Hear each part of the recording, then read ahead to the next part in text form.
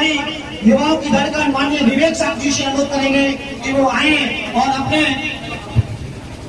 शब्दों के द्वारा हम युवा शक्ति को संबोधित करें। माननीय विवेक साक्या जी, बैठ जाइए बेटा, बैठ जाओ।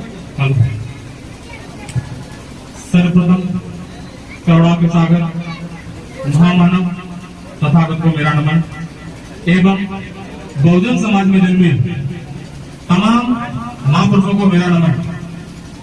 आज बड़े हर्ष का विषय है।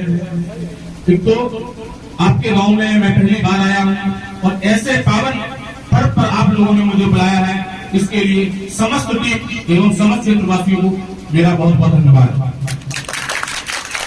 सर्वप्रथम मैं अपना परिचय देने, शायद यहाँ तमाम लोग हैं जो नहीं जानते होंगे, मैं छोटा सा अपना परिचय दे देता हूँ। मेरा नाम विवेक साक्य है और आपके पड़ोस के जनपद इटावा की जसवंत नगर विधानसभा के एक छोटे से गांव बनपेटी बुजुर्ग का निवासी हूँ। वहां से निकलकर ग्रेजुएशन की शिक्षा मैंने कानपुर विश्वविद्यालय से प्राप्त की और शिक्षा के साथ कानपुर जैसे विश्वविद्यालय में, जहां पर तमाम नामी लोग, बड़े बड़े लोग वहां पर चुनाव लड़ते हैं, उस विश्वविद्यालय में निर्विरोध छात्र संघ का अध्यक्ष नियुक्त किया गया और वो भी आपके समाज के सबसे कम उम्र का प्रथम व्यक्ति 18 साल की उम्र में वहां छात्र सभा का अध्यक्ष नियुक्त हुआ। उसके बाद भी मुझे लगा कि मेरे समाज के साथ जो काम मुझे करना चाहिए, मैंने इस कुल में, इस सात कुल में जन्म लिया है, उसका जो कर्ज है वो इस तरीके से नहीं उतारा जा सकता। तो कैसे उतारना चाहिए? तो इस कर्ज को उतारने के लिए सिर्फ एक संगठन की नींव रखी, जिस संगठन का नाम युवा साक्य संगठन रखा गया।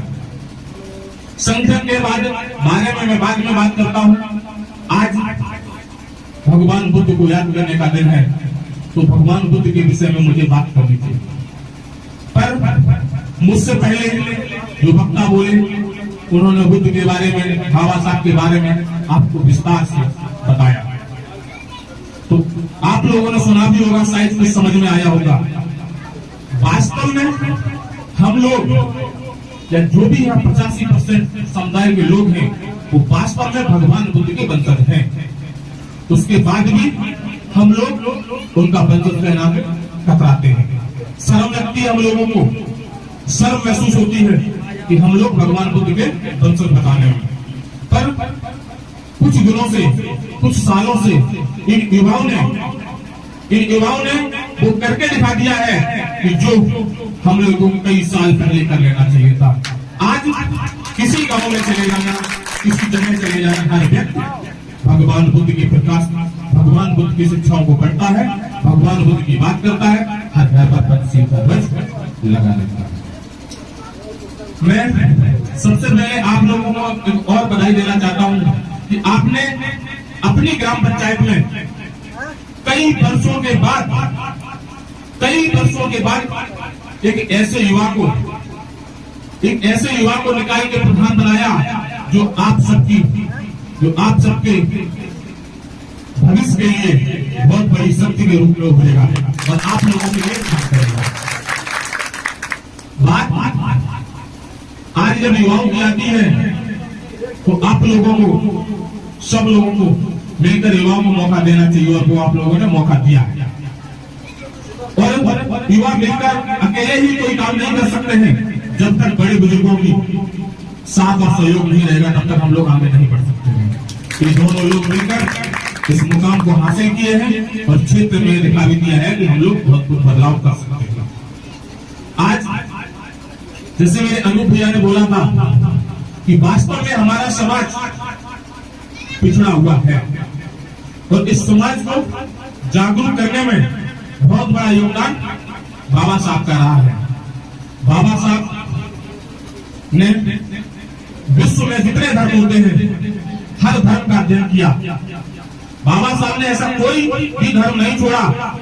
जब जन्म लिया था तब हिंदू धर्म में जन्म लिया था बाबा साहब ने। उसके बाद उन्हें लगा कि मैं अकेला पढ़ा लिखा होने के बाद भी आज भी उस अपमान को झेल रहा हूं तो हमारा समाज कितना अपमानित होता होगा।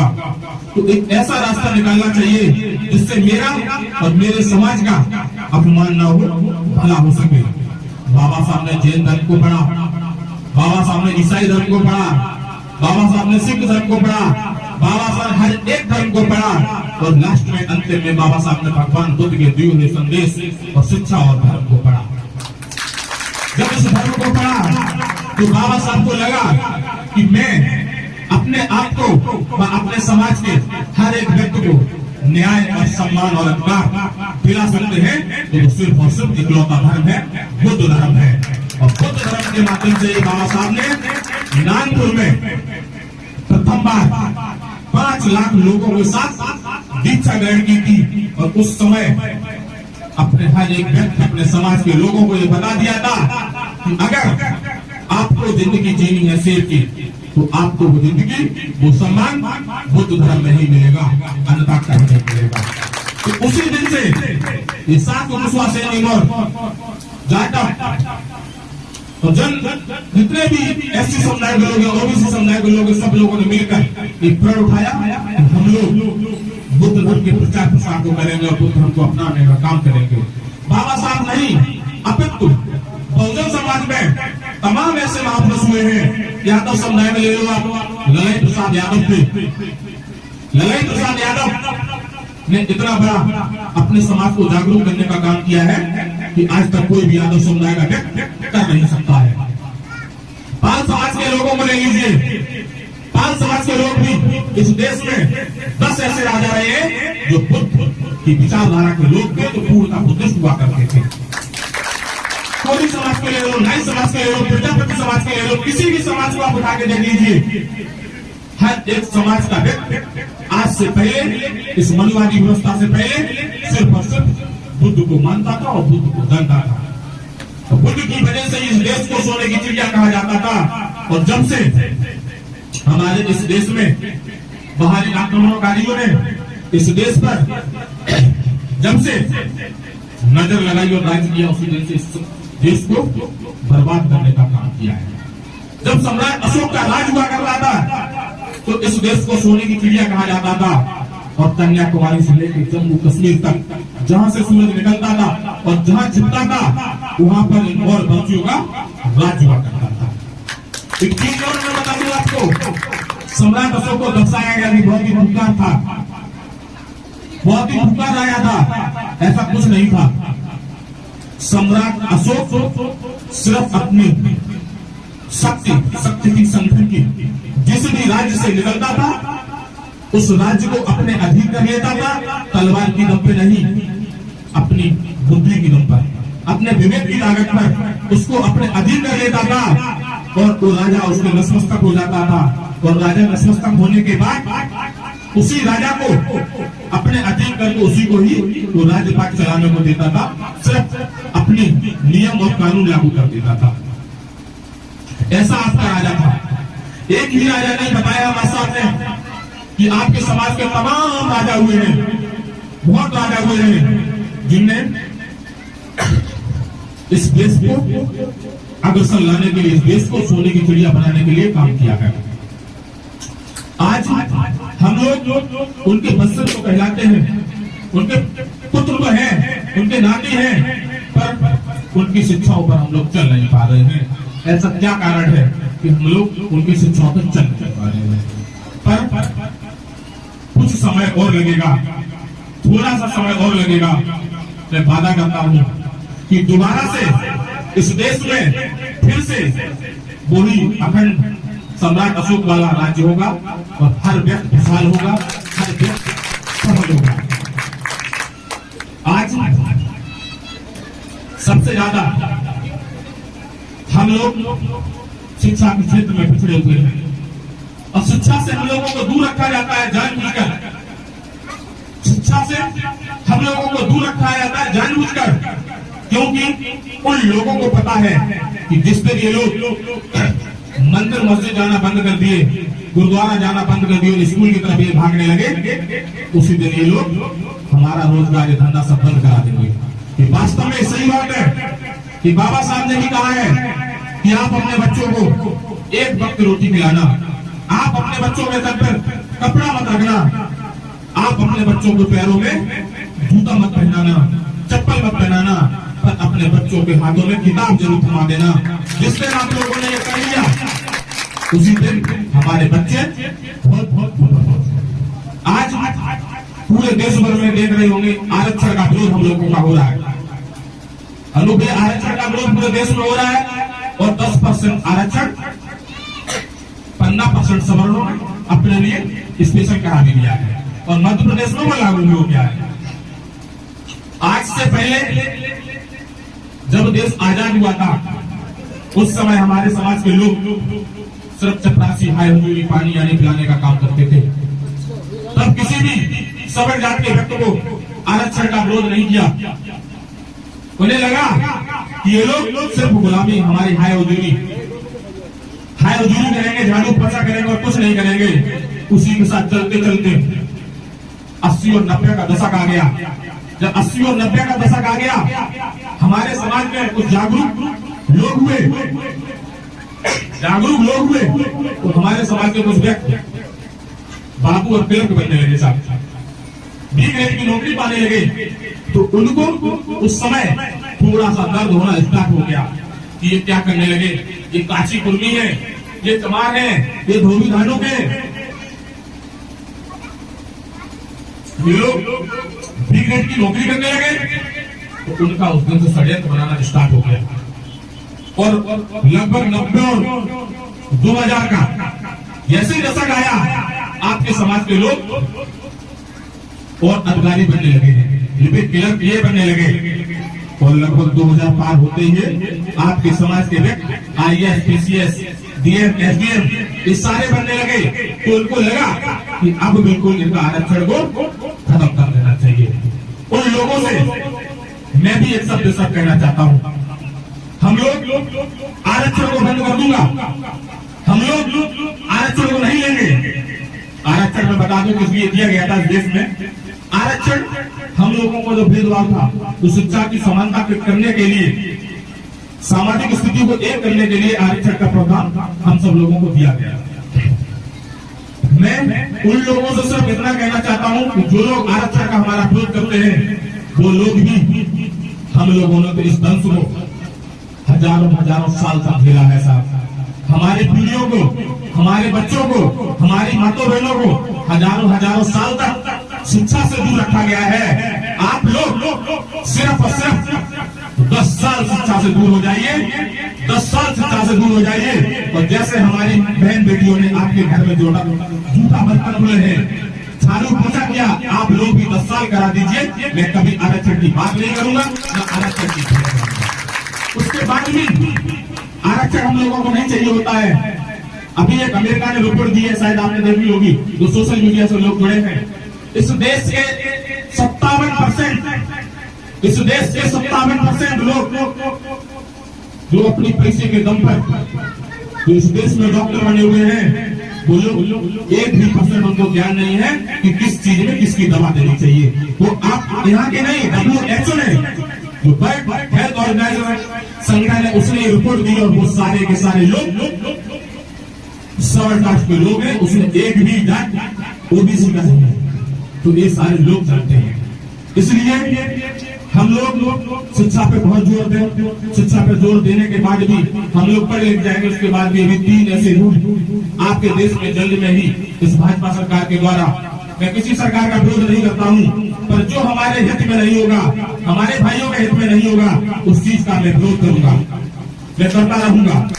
3 ऐसे कानून इस देश में लागू किए गए हैं। आज से 1-1.5 साल 2 साल पहले इस देश में क्रीमी लेयर का सिस्टम लागू कर दिया गया था। जो पढ़े लिखे लोग हैं, ये लोग जानते होंगे। उस क्रीमी लेयर से हमारे समाज के जाने कितने लोग नौकरी निकलने को, मतलब ज्वाइन होने के बाद उन्हें घर पे आना पड़ा। IAS हो गए, PCS हो गए, डॉक्टर इंजीनियर हो गए, पर क्रीमी लेयर के सिस्टम के माध्यम से सिर्फ और सिर्फ ओबीसी के लोगों को, ST/SC के लोगों को ही रोका गया, सवर्ण के लोगों को नहीं रोका गया। तो ये हमारा नुकसान हुआ। कुछ लोगों ने इसका विरोध भी किया, विरोध चला गया। उसके बाद इस देश में एक कॉलेजियम सिस्टम आया था। उसके सिस्टम के माध्यम से हमारे देश में गैर परीक्षा कोई चीज देके डायरेक्ट जज बना दिए गए थे। सुप्रीम कोर्ट के, हाई कोर्ट के जज डायरेक्ट नियुक्त कर दिए गए थे और सारे के सारे पंडित समाज के लोग थे। क्या हमारे समाज में ऐसे कोई लोग नहीं थे? उस नियम में प्रावधान कर देते हैं ये लोग, एसटी एससी के लिए कोई जगह नहीं होती है, ओबीसी के लिए कोई जगह नहीं होती है। ऐसे लोगों का हम लोगों को विरोध करना चाहिए और किया भी गया। उसके बाद एक और सिस्टम आया, लेटरल एंट्री लोगों के ऊपर से ही निकल गई, पता ही नहीं जाए है क्या। लेटरल एंट्री के माध्यम से हमारे समाज के साथ बहुत बड़ा फिर भी धोखा हुआ। उसके माध्यम से सिर्फ 15% वाले लोगों को ही direct IAS, PCS, SDF, SP बना के नियुक्त कर दिया गया। और नियुक्त करने के बाद डायरेक्ट उनको पोस्टिंगें दे दी गई है, जो कि आपने अभी देखा था मुजफ्फरनगर वाला जो मामला हुआ था, वो भी एक डीएम साहब थे, लेटरल एंट्री से डायरेक्ट प्रमोट होके डीएम बनाए गए। उनको ये भी नहीं पता था डीएम का मतलब क्या है और उनको बना दिया जाता है। तो ये हमारे साथ नहीं, ये हमारे संविधान के साथ छेड़छाड़ हो रही है, ये हमारे संविधान के साथ छेड़छाड़ हो रही है। इसको हम बार नहीं रोकेंगे तो कल फिर से हम लोगों को गुलामी करनी पड़ेगी। आगे हंडी बांधी जाएगी और पीछे झाड़ू बांधी जाएगी।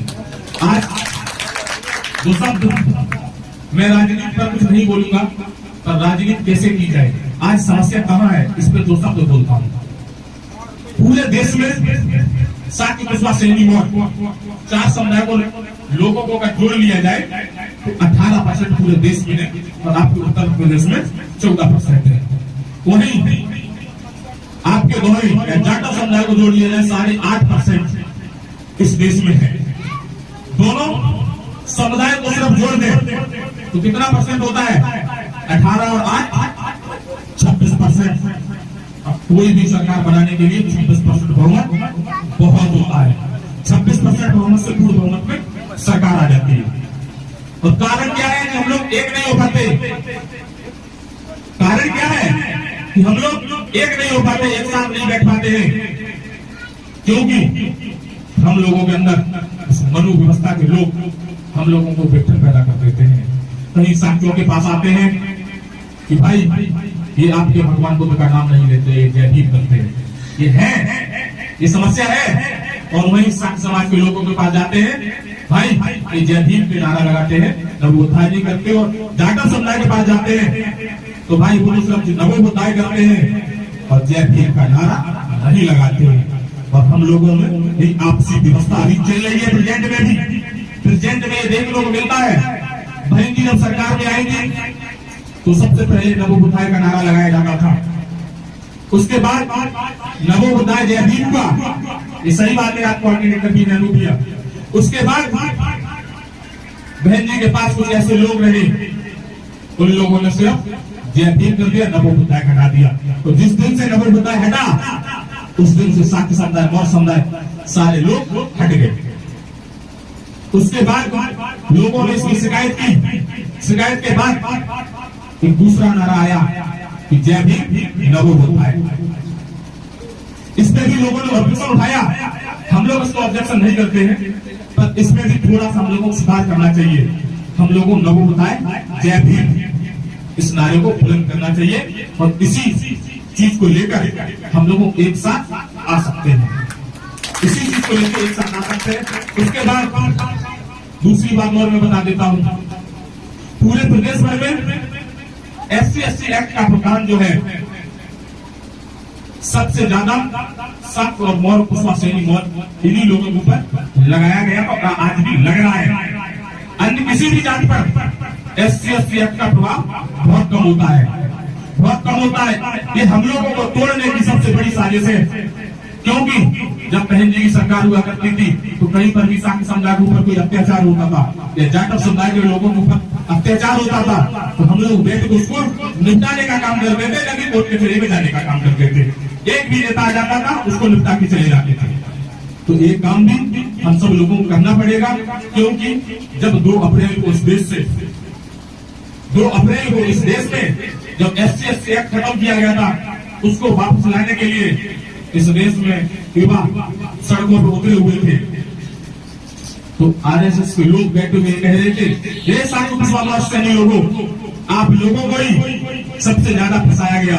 हम लोग भी पूरे संगठन के साथ इटावा में पूरी रोडें जाम की थी, पूरा मार्केट बंद किया था। हम लोगों के पास भी फोन आए कि तुम लोग ये क्यों कर रहे हो, तुम लोगों को हर जगह क्यों फंसा दिया जाता है, ये तुम्हारे सहयोग के लिए खत्म होता है। हमेशा जब हम गलत नहीं करेंगे तो हम क्यों फंस जाएंगे, हम नहीं फंसेंगे। हम लोग इन भाइयों के साथ हैं और सबके साथ कदम से कदम मिलाकर पूरा इटावा जाम किया और सारे पूरे देश के साथ सेमी वर्ग के लोगों ने मिलकर इस SC/ST एक्ट को वापस कराया और आज भी बुलंद है। और ये SC/ST एक्ट ऐसे वापस नहीं हुआ था, इसमें बहुजन समझाएंगे 27 लोगों ने अपनी बलिदानी दी थी, क्रांति में 27 लोगों की जान गई थी। उसके बाद इस देश में दोबारा से SC/ST एक्ट वापस आया है।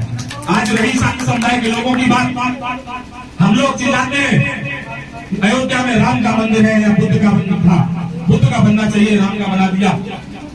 तमाम भक्ते लोग भी इस चीज को चिल्लाते हैं।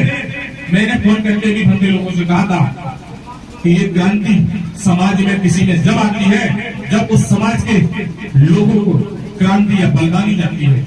जिस समाज में बलिदान देने वाला कोई व्यक्ति नहीं है, उस समाज में क्रांति कभी आ ही नहीं सकती है। चाहे कितने भी हम लोग ऐसे कार्यक्रम करते रहे, कुछ नहीं आएगा। अयोध्या के जब बुद्ध विहार बनने की बात हो रही थी, दर्शन के साथ बुद्ध विहार बनने की बात हो या कहीं की बात हो, उस समय हमारे बौद्ध भिक्षु या हमारे समाज के लोग उसमें घुस जाने चाहिए थे, चाहे गोली लगती, चाहे मर जाना चाहिए था, कुछ भी होता। जब ये हो जाता तो युवा ये चुपचाप नहीं बैठते साहब, ये युवा एक भी चुपचाप नहीं बैठते। ये पूरा मार्केट, ये रोड बंद कराने का काम करते, सरकारें गिराने का काम करते, ये लोकसभा विधानसभा घेरने का काम करते और वहां पर बुद्ध विहार बनाकर भी दम लेते, तब तक ये रुकते नहीं। तो ये कमी हमारे संविधान में और आज सबसे बड़ी समस्या, हम लोग आगे क्यों नहीं निकल पा रहे हैं। हम लोग राजनीति में अपनी राजनीति की पकड़ तो बहुत अच्छी है और राजनीति हम लोग करना भी बहुत अच्छी जानते हैं। ये आप लोगों ने जीता जाता उदाहरण है कि आप लोग जब मुलायम सिंह के यादव के साथ रहे तो समाजवादी पार्टी की सरकार बनाने का श्रेय सुरक्षा से भी बहुत हो गया। आपने बहन जी को मदद की तो बहन जी की सरकार बनाने का काम आप लोगों ने किया। उसके बाद इन दोनों लोगों से आपका मन उठ गया तो समाज ने संगठित होकर बीजेपी सरकार बनाने का भी पूरा श्रेय से भी बहुत को ही गया। और मुझे पता है कि आप लोग इससे भी उब गए हो। अब क्या करोगे ये समय बताएगा, पर ये मेरा समाज संगठित है और संगठित एक जगह वोट डालता है, इसलिए आज समाज की वैल्यू है, नहीं तो वैल्यू नहीं होती। अब बात कुछ ज्यादा लंबी हो गई, मेरे कार्यक्रम में और भी जगह लगे हुए हैं। अब 2 शब्द मैं संगठन के बारे में बोलूंगा और एक युवाओं की। सबसे पहले जो यहाँ की टीम है अछंदा ब्लॉक की संगठन की, इसको बहुत बहुत मैं धन्यवाद देता हूँ कि आपने ऐसे आयोजन किए, ऐसे आयोजन के माध्यम से समाज को जागरूक करने के लिए मुझे बुलाया, इसके लिए बहुत बहुत धन्यवाद। आज संगठन के माध्यम से हम लोगों के जो काम रहते हैं, एक काम में आप लोगों को अवगत करा दूं। युवा साथी संगठन के माध्यम से समाज में कहीं उत्पीड़न हो रहा है, हमारे समाज के किसी भी व्यक्ति को, बहुजन समाज के किसी भी व्यक्ति को कहीं पर भी सताया जा रहा है, तो वहां पर हम लोग संगठन के माध्यम से जाएंगे और उसकी मदद करने का काम करते हैं। किसी भी हमारे भाई के ऊपर अत्याचार किया जा रहा है, हमारी किसी बहन के ऊपर अत्याचार किया जा रहा है, उसका जवाब, उसका बदला लेने का काम युवा साथी संगठन करता है। किसी भी गरीब बेटी की शादी हो या शिक्षा के क्षेत्र में किसी भाई बहन को पढ़ने के लिए कोई आर्थिक मदद की जरूरत हो, ऐसी स्थितियों में हम लोग मदद करने का काम करते हैं। आज संगठन में काम करते करते लगभग 8 साल हम लोगों को हो गए। 8 साल में हम लोगों ने अपने समाज में या बहुजन मूवमेंट के समाज को, बहुजन समाज के लोगों को बहुत बड़ा बदलाव देखने को मिला है।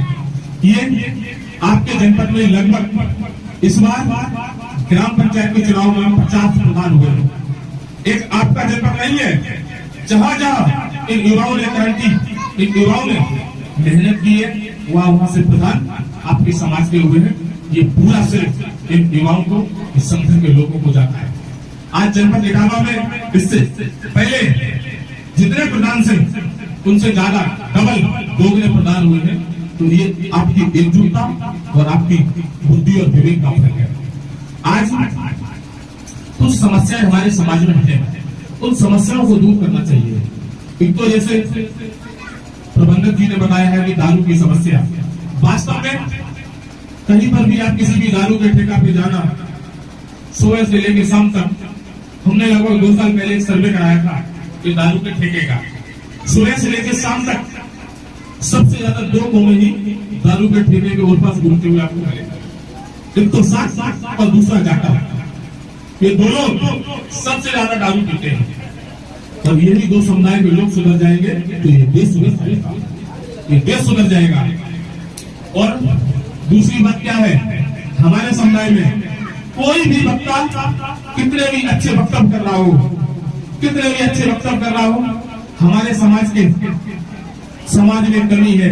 अगर पीछे कोई भी समोसे या चाय बांटना स्टार्ट कर दे तो उस वक्ता को कोई भी सुनेगा नहीं। चाय और समोसा के पीछे हम लोग खड़े हो जाते हैं। इस समोसा और चाय को छोड़ना है, इस लालच को छोड़ना है। जिस दिन इस समोसा रूपी चाय रूपी लालच को जिस दिन हम लोगों ने छोड़ दिया और स्वाभिमान की जिंदगी हम लोग जीने लगे, उसी दिन हम लोग जो मिशन है उस मिशन को प्राप्त कर लेंगे। और इसी की बात में अंतिम शब्दों में आप लोगों से एक निवेदन करूंगा और कुछ अपना दर्द बताऊंगा। इस संगठन क्यों बनाया है मैंने। संगठन आज से लगभग 8 साल पहले की एक बात ऐसी है, मैं जब कानपुर पढ़ता था, कानपुर से जब मैं अपने गृह जनपद इटावा आया और इटावा आने के बाद जसवंत नगर एक बार मार्केट गया था। मार्केट जाते हुए जसवंत नगर थाना है तो रास्ते में पड़ता है, तो उधर से होते हुए निकलते हैं। तो जब वहां से निकले तो मैंने देखा कि कुछ हमारे समाज के व्यक्ति जो मेरे साथी थे वो लोग उस थाने के बाहर खड़े थे। तो क्या ऐसी बात हुई, मैंने पूछा उनसे, यहाँ भाई थाने में क्यों खड़े? तो उन लोगों ने बताया कि अंदर चलो भैया, आप खुद देख लो। जब मैं अंदर थाने के गए तो थाने के अंदर जो प्रांगण था थाने का, उसमें हमारे समाज की बहन बेटी भाई सारे लोग अपने सिरों पे अमोचा बांधे हुए थे, कोई हाथ बांधे हुआ था, सबके सर फटे हुए थे, किसी का पैर टूटा था, किसी का हाथ टूटा था। और इंस्पेक्टर थाने में उनकी एफआईआर लिखने के लिए तैयार नहीं हो रहा था।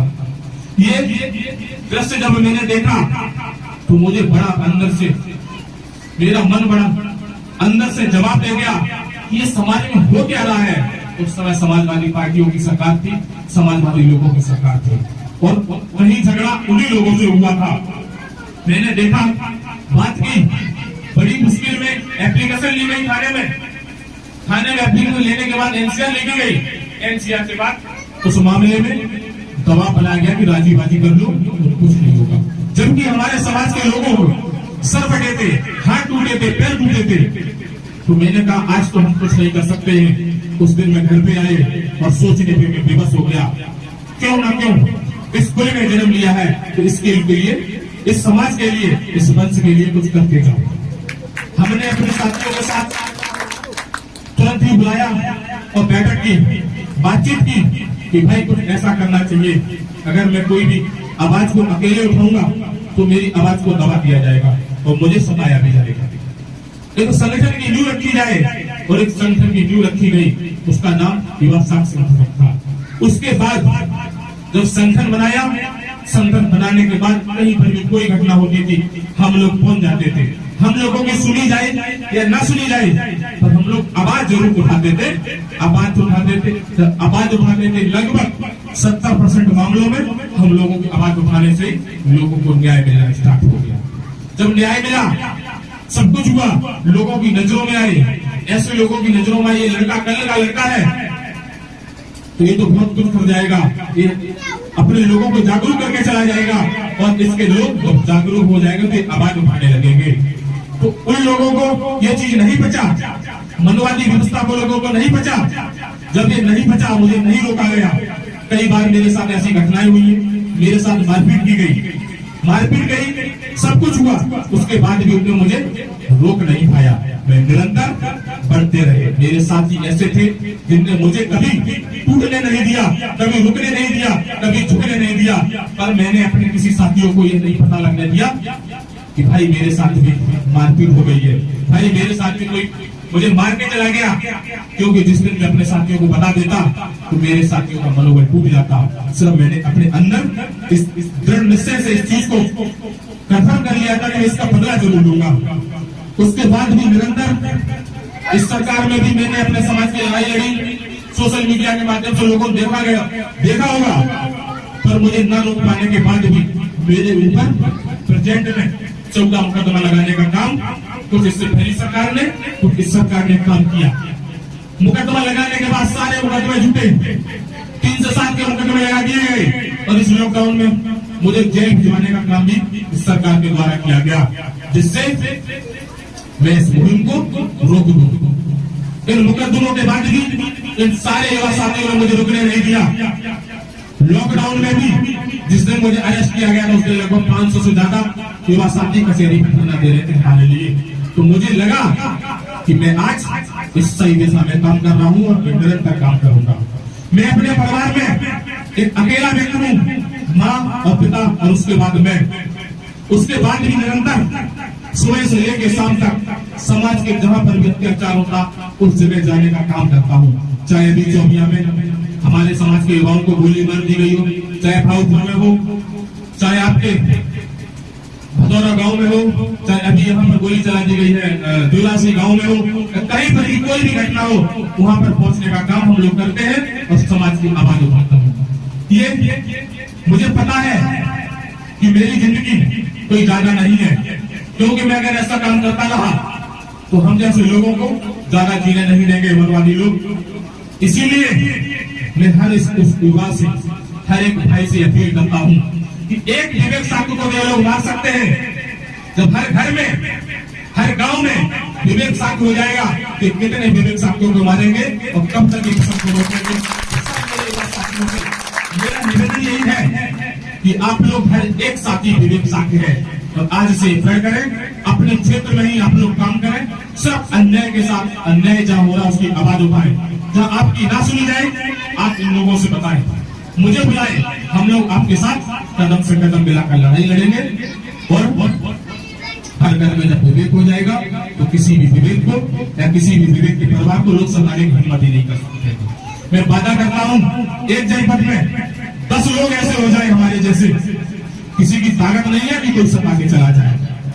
इसी के साथ मैं अपनी वाणी को विराम देता हूं और अंतिम अपील करता हूं कि आज बुद्ध पूर्णिमा का दिन है। आप सभी लोग अपने घर पर शाम को मोमबत्ती जलाकर पूजा करने के बाद खीर बनाना, खीर बना के पूरे परिवार के साथ बैठ के खाना और खाने के बाद शाम को अपनी छतों पर मोमबत्ती जरूर लगाना। इसी के साथ मैं अपनी वाणी को विराम देता हूं। नमो बुद्धाय, जय सम्राट, जय भीम।